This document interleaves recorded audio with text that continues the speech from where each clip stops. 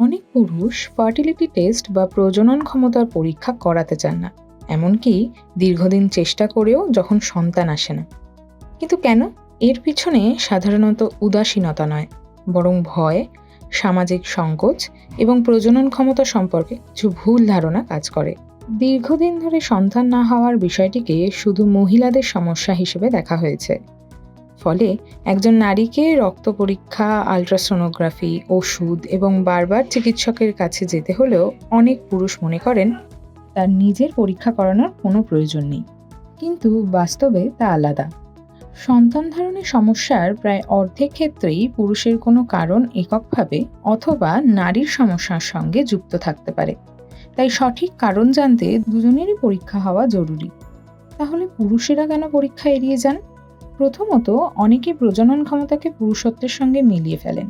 তারা ভাবেন পরীক্ষার ফলাফল অস্বাভাবিক হলে হয়তো তাদের পুরুষত্ব, যৌন ক্ষমতা বা ব্যক্তিগত যোগ্যতা নিয়ে প্রশ্ন উঠবে।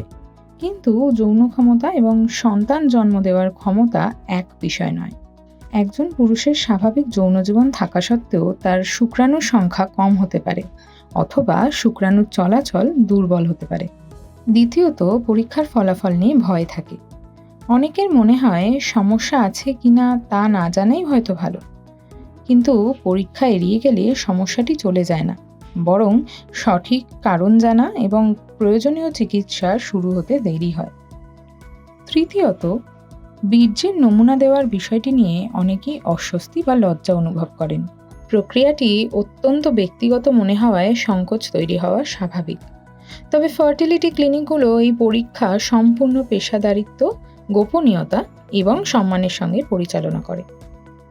আবার কেউ কেউ মনে করেন আগে সন্তান হয়ে থাকলে এখন আর তার কোনো সমস্যা থাকতে পারে না, কিন্তু সময়ের সঙ্গে সঙ্গে পুরুষের প্রজনন ক্ষমতাও পরিবর্তিত হতে পারে। বয়স, অসুস্থতা, কিছু ওষুধ, ধূমপান, অ্যালকোহল, অতিরিক্ত তাপ, হরমোনের পরিবর্তন কিংবা সংক্রমণ, এসব কারণে শুক্রাণুর মান প্রভাবিত হতে পারে। ভালো খবর হলো, পুরুষের ফার্টিলিটি টেস্ট সাধারণত বেশ সহজ।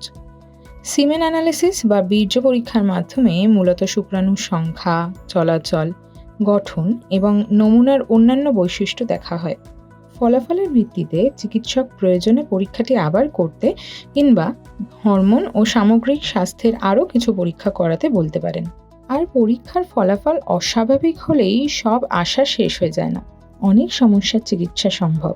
কিছু ঝুঁকি জীবনযাত্রায় পরিবর্তনের মাধ্যমে কমানো যায় এবং বিশেষজ্ঞের পরামর্শে সন্তান লাভের বিভিন্ন পথ খুঁজে পাওয়া যায়। ফার্টিলিটি টেস্ট করানো কোনো ব্যর্থতার স্বীকারোক্তি নয়, বরং এটি সাহস, দায়িত্ববোধ এবং সঙ্গীর পাশে থাকার পরিচয়।